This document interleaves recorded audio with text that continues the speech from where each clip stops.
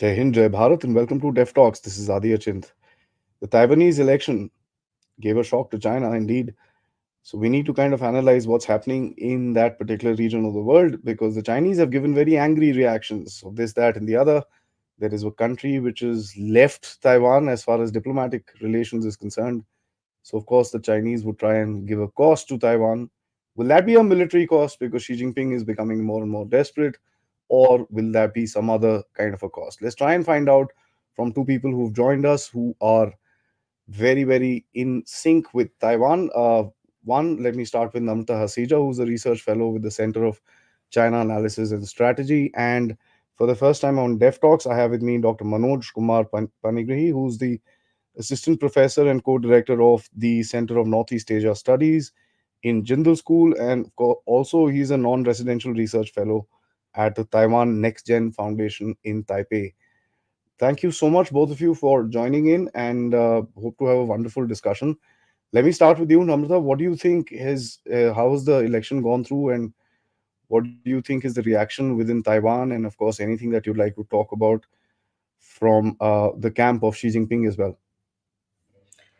Thanks, Adi, for having us. And for me, I think kind of predicted that DPP is going to win the presidential seat, but they are going to lose the legislative yuan, the majority there. So KMT has won the majority there, and then I think Professor Manoj Panigri also, like we were discussing, that we also kind of had this thing that one of the diplomatic allies or a couple of diplomatic allies will withdraw their diplomatic support from ROC, and that's what happened. Now, the next day, Nauru actually kind of severed its diplomatic ties with ROC, and under the One China principle, they recognized PRC. So this is something that we kind of knew before the elections. Kind of people who were following it almost had the same opinion. Now, for me, I think what was surprising, I mean, at least not surprising, but yes, surprising in the sense that TPP, which is the third party, which is like the white party, formed in 2019, actually did very well. Because if you KMT has been this party for so many decades, and there was DPP, which was born out of the democratic movement and everything. But this TPP 2019 formed, hit everybody was hit by COVID, and strangely enough, they actually did quite well. On second thoughts, I would also say that KMT, they were trying to have a collision, KMT and TPP, before the elections. Of course, they didn't agree on the presidential candidate and all, and there was a lot of chaos when they had this meeting at the Hyatt Hotel where they blamed each other. You booked a bad room for me, and all those things happened. Uh, but I also feel if you look at the vote share, DPP, TPP, and KMT. Now, for the audience who are listening, I'm sure all of them know, but let me just very briefly say that DPP is the so-called pro-democracy, a democratic party or pro-independence party. KMT is a pro-reunification party. This is very a general term because within the party and within their ideology there are different levels, but this is what people usually understand.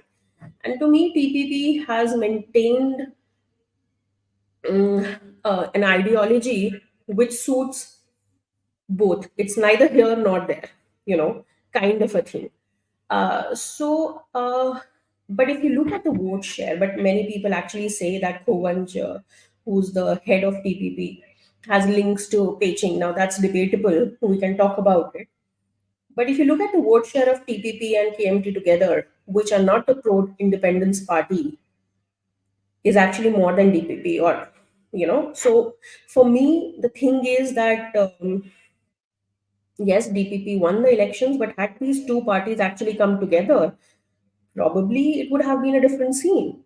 So this is something that we need to analyze, and plus also as we go through the show and when Professor Panigri also joins in, we also need to analyze that it's the legislative yuan majority that KMT has won. So what that means for Taiwan.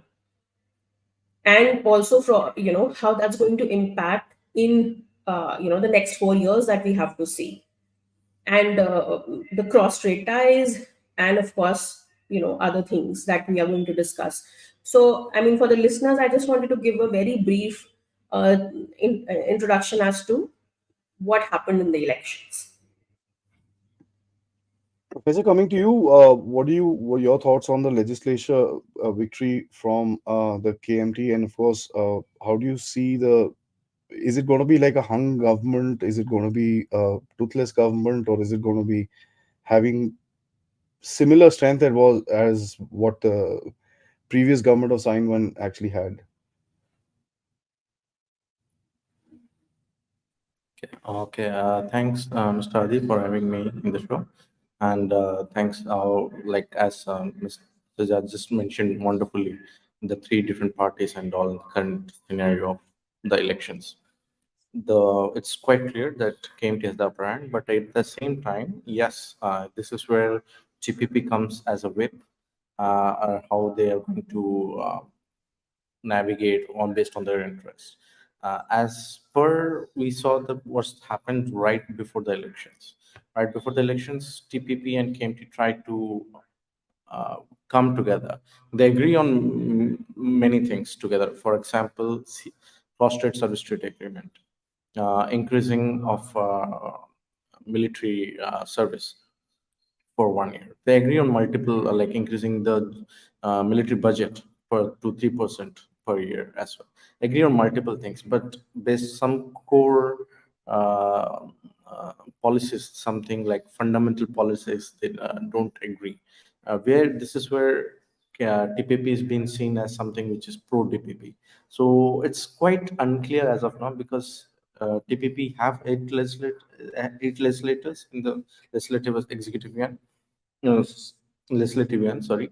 So it's for the first time such situation is something where TPP third party is playing a part. So we can't predict anything for now. It's just we need to see how things goes on which side. That's something. But at the same time, if you look at yes, this was a national elections, but at the same time, if you look at the domestic aspect to this part, the moment TPP KMT started to come together in terms of negotiations for a joint coalitions against DPP for presidential elections, it was quite clear that people were also quite angry. And if you look at the public opinion polls at the time, where there is a joint poll, so there were like four different polls. First was DPP used to lead, then is to the KMT, third used to be co-Venger, the second and third is to be always changed, and the last came the coalition of how people perceived this sort of coalition. So it kind of a message to TPP leadership as well that you don't have to sign along with KMT in terms of domestic issues. So this is where TPP will be trying to have its own say, maybe some sort of concessions from DPP and vote for DPP. So this is something that's it's a very open play field right now. That I would like to say. Yeah. So it's just interesting times in Taiwan. Indeed, it is. And you've also got the Chinese kind of outright rejecting the election. Of course, that was expected. But what does that tell you about all the narrative of Chinese involvement and interference in the election process in Taiwan? Because lot of people were expecting pretty much a short of a nuclear weapon going off there in terms of interference. What do you kind of say that does China still have the legitimacy of playing around with the internal politics of Taiwan? Yes, in larger sense, you're correct.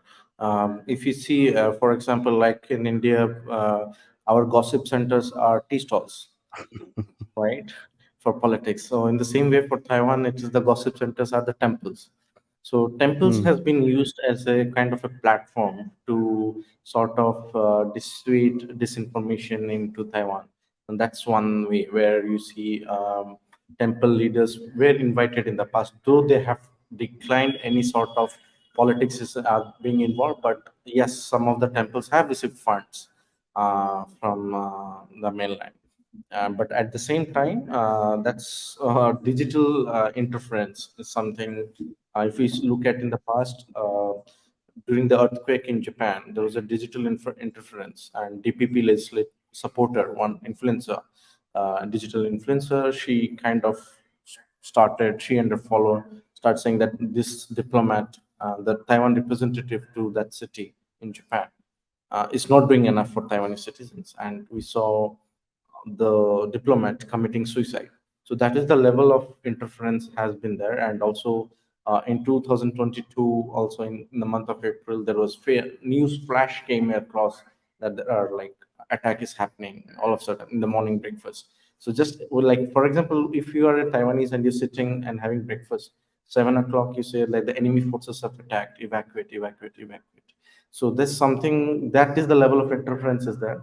And also this elections as well, there are a lot of cash was being recovered in Hmm. multiple throughout the highest ever uh, across Taiwan. So those are some of the few examples that the kind of interferences there has happened. And if we again, one of the major interference in the local politics by Taiwan came across when the Kaohsiung city mayor was elected.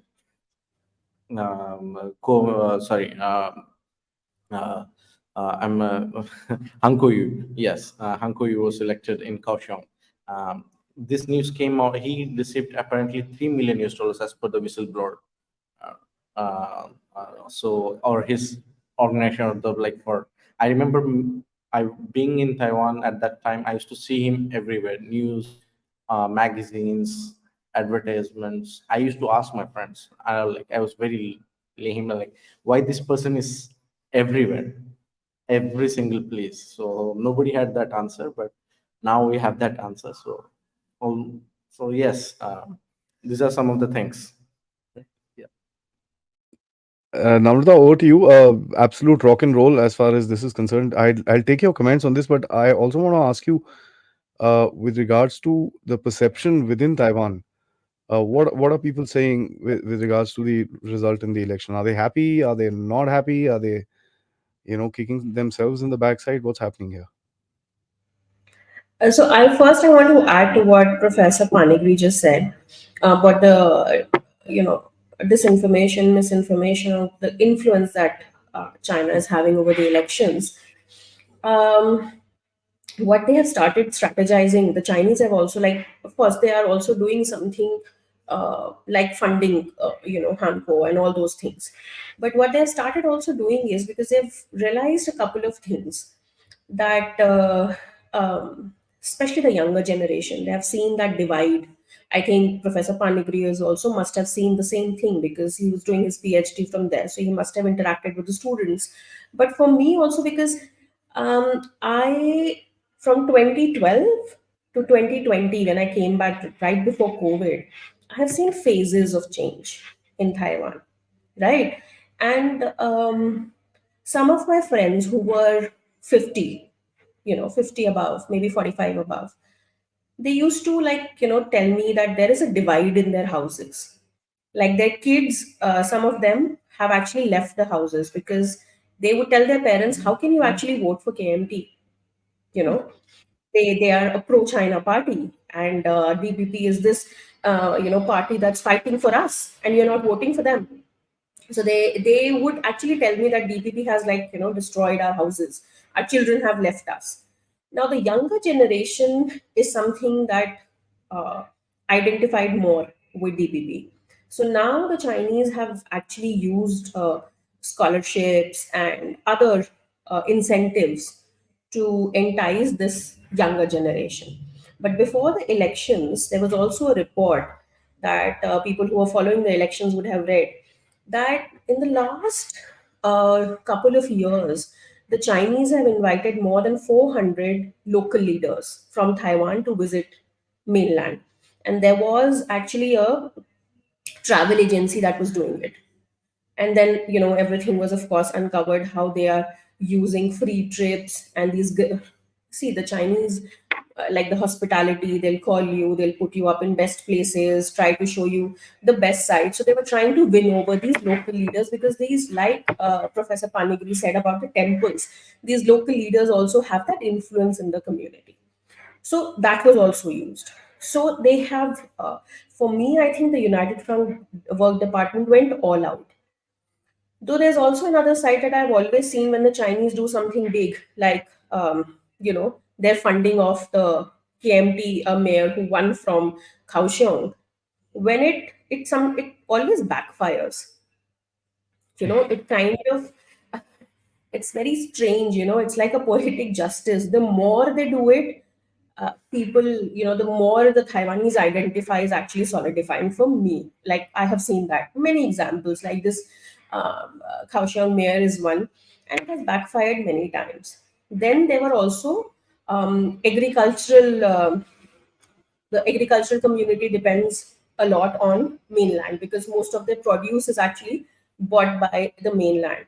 So whenever something happens, they would like ban the import of Taiwanese, like group of fish was banned, pineapple was banned, many such agricultural products were banned, to kind of give this message. This is also disinformation. Give this message that if KMT comes to power, you will have peace. If DPP comes to power, and you're going to have war, and you'll have to suffer like this. Because they also said that right before the elections, we are going to announce few this thing, such bans that we will do. So they went all out on this. So then, of course, this is, and how it played in the elections, that's still debatable, because Mhm. it's so in your face, but still, DBP did win the presidential election. Like I said, yeah, if you compare the ratio and all those things, that's different. But DPP managed to win after whatever they did, and they've been doing it for the past 8 years. Taiwan also, I feel, uh, how do I say? Like, I've spoken to people of different sections, different ages. So you can't pinpoint and say that, oh, Taiwanese are happy or Taiwanese are sad. For Taiwanese, it's just another presidential elections. We are looking at it from a geopolitical for most of the Taiwanese. I'm not saying that for everyone, but it's a presidential election. Like, I always remember this one conversation. I think I've either already spoken about it at your program, that I met a taxi driver in Kaohsiung, and I asked him, "Who do you support, DPP or KMT?" He's like, "I want my bread and butter. I don't want my grandson to go to war. It really doesn't matter who comes to power. We are such a small country, and this DPP and KMT are fighting with each other. And the only advantage that's will be there would be the Chinese. And I don't care if we also unify with the Chinese. If I'm getting my daily bread and butter, I'm happy." So that's also one of the opinion. you know um, though the media always portrays this, that all Taiwanese, they want independence, it's not like that. I think Professor Panigri would agree to that there is a, like, I've spoken to people who said, if we get the news that the Chinese are attacking, we have done our bit, we are going to just fly away from Taiwan, we're going to go to the US or Europe, and we're just going to shift. So it's a mixed bag, like every democracy is. So, right, so everybody has a different opinion.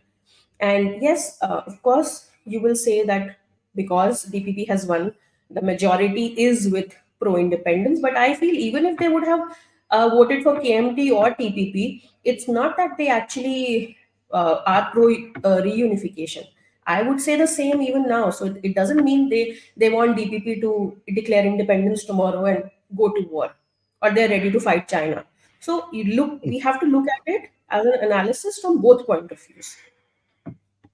Namrata, I'll just keep with you. And before I go to the professor, I want to ask you, what does that do to all the narrative today, which is, Taiwan is independent and this and that? Would you think those kind of voices will still continue, or would there be a little toning down of that particular narrative? Having said, asked this above, there's also that another aspect of Taiwan, which is about the Japanese part of it, the Japanese influence within this region, because there is a huge calling from that side as well.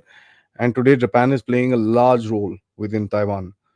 Uh, as far as security is concerned, as far as economics is concerned, as far as a lot of trade diversion from China into Japan. I mean, the Japanese literally stepped in to kind of help out Taiwan wherever those little bans came into play. So, how do you think that aspect is going to play out? The Japanese aren't very happy about what's happening with China. So, what's the game there? Okay. So because you've mentioned Japan, like I said, when we look at Taiwanese society, whatever is being projected, everybody feels it's a very monolithic society, that everybody wants independence or everybody wants, reunification. It's not that. Look at the sections, because there were, I mean, of course, there are few people who say we are Japanese. They have that, like you said, influence, and all. See, Japan has this, um, they have their own motive here, Yep. right? They know if it's Taiwan Strait, once that barrier is the Chinese cross that, it's the East China Sea. And also DPP, since the very beginning, they kind of always have this good relations with Japan and the US. That's very traditional, you know. That they are closer to the Japanese. So one of my friends, I'll not name him because kind of know him. He's a Taiwanese, and he told me once, we were actually going to Ilan and Hualien, and he said that I hate when I come here. All these hot springs and everything, it gives me the feeling, that we are still colonized by the Japanese, and their Hmm. influence is so much here. So that's why I said we need to analyze Taiwanese elections from not only the geopolitical perspective that we see, this whole, US supporting Taiwan, Taiwan wants independence, China is, like this, but we also need to look at it from the Taiwanese perspective. And Japan, yes, Japan will also influence Taiwan. They don't want that first island chain to break, because that's going to directly impact them also. So they have their own ends to meet, like the US. So it's not that US is doing everything out of the goodwill or out of because they have a good heart. They are, whatever they are arming Taiwan is because they have their own ends to meet. So let's put that also into perspective. Dr. Manoj, let's talk China now, because I mean, one expected a little harder military sort of a response, not really an attack, but an exercise or something, because the Chinese have always had that card in their pocket. Fatafat, let's do an exercise around Taiwan, tuck, tuck, tuck, fire some missiles here and there and stuff like that. It's not happened. Uh, Apart from that, just before the elections, the Chinese literally racked off, I think, about 30, 40 of their biggies in terms of their military. The total figure is somewhere around what, 54 in the past year. Uh, what do you think China is going to do realistically? Yeah, I'm sorry. You meant like what will China do? Yeah, okay. Will there be a military Uh, reaction? Will there be a economic reaction? Will there be a, I don't know, yes. aggressive propaganda campaign? Apart from losing one country, Nauru, I don't think half the world even realized where this country was before this thing happened. But with Okay. all respect to them, So let's be a little realistic. so the response of Chinese, I think, one of the first thing for sure is Xi Jinping will get impatient. I'm sure once the result came out, it will get impatient, President Xi Jinping. And at the same time, if we see the Chinese response, we can primarily look it into three different ways. Strategic way, they have already started doing it before even this election happened. That is conducting live missile exercise very close to Taiwan, starting from Nancy Pelosi's visit, and it has become more or less kind of a regular so and so. Maybe that frequency might increase, maybe twice or three times a year now instead of doing it only once in a year. So, okay, so that's something that strategic military that, and maybe more harassment of Air Force or Navy, Coast Guards of Taiwan. Harassment here, I means like coming too close to the Taiwanese airspace or water territories. Yeah, that's something that we can look at the strategic forces, and also here try to recruit more retired officers or people who are in the military. Like if you see, a lot of Taiwanese soldiers have been caught quite recently also Yep. in terms of spying for China. Okay, so that's something that we can look at the strategy front. Economic front, uh, if it's going to happen more or less, I believe after May 20, that is the day when William Lai, the president-elect, is going to speak. That presidential speech might have certain repercussions. Definitely not going through the agenda of what the Chinese wants to hear or listen. It will be against, or maybe try to follow it. So we'll see. So it's like 4 or 5 months from now. So May 20 will be the key, I would say. So which may follow up for more economic sanctions on Taiwanese-based companies. For example, in the past they have done it on pineapples made in. So there was a huge campaign from Taiwan, digital campaign to support pineapples grown in, because Chinese import at least 90% of the pineapple produced in Taiwan, or and so do other agriculture products. Okay, so that's something economically, or try to, like in the last year they try to fine Foxconn or TSMC.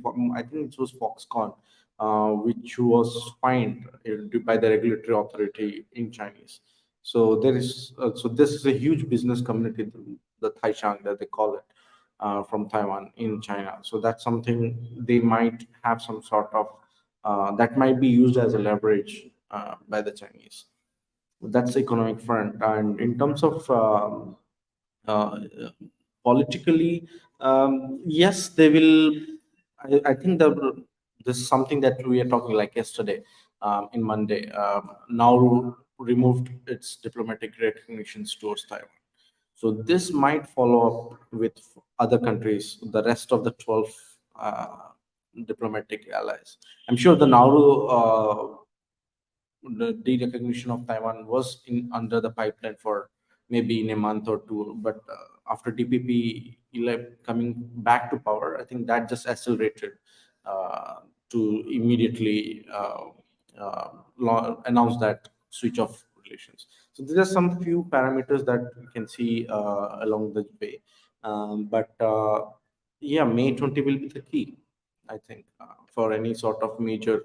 I'm sure both Taiwan and Chinese, they will be celebrating Chinese New Year. So probably some less thing happening in this month, but maybe after that it will pick up. Yeah. Right. Let's come to you guys for closing comment. Namrata, starting with you. He mentioned the Chinese New Year. I think the Taiwanese need to come up with the Taiwanese New Year rather than the Chinese New Year. So that's just a joke, but it'll kind of help set the narrative a little bit better. Having said that, I look at it in a couple of aspects, because if I was China, I would not want to heat up the South China Sea. I'd want to divert the US in another location. And a lot of people are kind of pointing a finger in North Korea. Uh, and he has shown some inclinations of escalating certain things around the place. Not really hardcore, but artillery fire and this and that has already started up. The US, if China does need to do something to Taiwan, it should and must be done within the next 2 3 years, because post which a lot of the experts, I think including yourselves, would say Chinese are slowing and they would not be able to hold an operation beyond that. So, a closing comment with regards to that: what does Taiwan think are the chances of Chinese literally doing the unthinkable, and your thoughts on the way forward? For me, I think the Taiwanese got a bit jittery, especially after the Pelosi visit and the exercises that happened. Because after that when I visited, there was a sense of urgency that I saw in them, which I didn't see that before. Because and many of them, strangely, though, as analysts, because maybe we are outsiders, we never really thought seriously about this 2027, but most of them would actually talk to me, and they would be like, We need to have war gaming exercises, and what will be India's stand if China attacks us, using a military power. There was a lot of discussion, and they had this panic thing, and many of them I spoke to, they were like, oh, we have done this, like if we want to fly out, we'll just fly out if the Chinese attack. But to me, I think maybe I am the odd one out. I still feel the Chinese are not going to use military power. Because I was having this debate even in the today morning. At least I don't think the because here for me the deterrent, of course, is not Taiwan's military power. The deterrent is the US, because the Hmm. day the Chinese actually realize that the US is not going to intervene, is the day probably they might. We also have to analyze, look into it. This is not Ukraine that the Russians can just enter. They have to. The Chinese have to launch an amphibious attack. And with the current situation in the rocket force that we are seeing in China, the dismissals, the corruption, everything, and the write-ups, because there was this one article that was put up by the this thing in Chinese official media, which spoke about the problems in the rocket force and how they are not prepared, and it was removed, but it Yeah. was there, which tells me that there are doubts within China about a military attack. So forget about what Taiwan thinks. I feel even within China, there is not a unified opinion about launching an attack. It's not about launching an attack, but it's also about winning. They're not going to launch an attack that when Xi Jinping knows even 1% that they are going to lose. Because then there will be no going back from there. Then they are going to He's go not. back by 30 years. Hmm. And also, everybody will know that Chinese are paper tigers. So for me, that is more important than what the Taiwanese think. For me, what the Chinese are thinking, because they are going to launch an attack, right?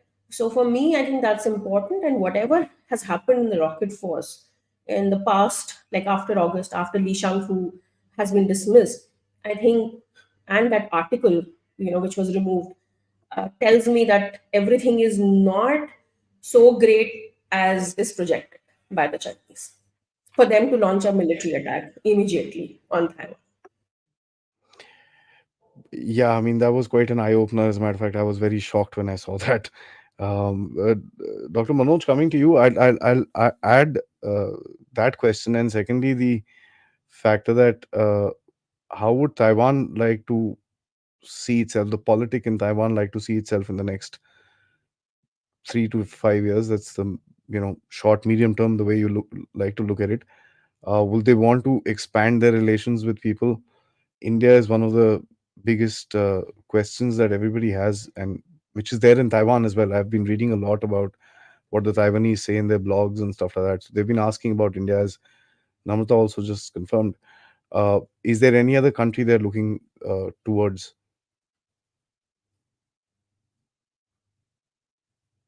Can you repeat the question, please? I'm saying, what would the Taiwanese kind of like to do in the next 3 to 5 years?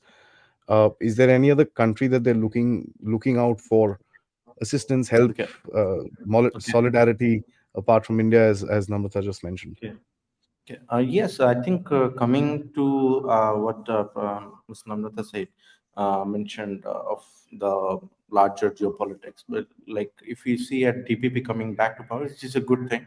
Again, so because of the new southbound policy being continued, which we have seen like with each change of government, each with new policies to come, and that Mm. creates distractions in terms of policy outlook. But with the DPP coming back, yes, President-elect William Lai will have his own way of approach, but I believe new southbound policy will be another major key. And in this new southbound policy, India being one of the major country and kind of a growing venue for Taiwanese enterprises to invest, it will play a key role in terms of bilateral relations between both the sides. Definitely due to lack of our India's like one China policy, we can't have a direct and diplomatic relations, but at the same time, we'll see more and more track 1.5 and 2 discussions, and more voices in India about Taiwan, and definitely in Taiwan about India. For definitely, like as per some of my, especially in terms of bottom to top approach, that usually we look at top to bottom approach, but we see in terms of education, health, collaborations in terms of we see the record number of universities are signing MOU with the Taiwanese universities and schools as well. So this is some new things that's coming up, and yes, India being seeing a growing rise of investments from Taiwanese companies, like including Foxconn, TSMC, MediaTek, and so on and so. So yes, it's going to be a very important partner for Taiwanese enterprises in India. That's a very interesting question, interesting answer. Looking at the factor that I think, I personally think that this whole recognition and this and that is quite overrated. The best recognition is to start working together beyond the narrative of it, and we find ourselves stuck in this game always that, oh, we don't recognize and this and that and the other. What difference does it make if you don't recognize? I really don't have any this thing about it. But thank you so much, both of you, for spending the time and trying to help us understand what's happening in a dangerous part of the world. Least said, the better. Uh, the Philippines, of course, is also an issue in that region. So there's of course a fire which is already burning. Let's hope it just remains as a nice little bonfire and not like a mushroom cloud. On that note, thank you so much for joining me. Jai Hind. Thank you. Thank you.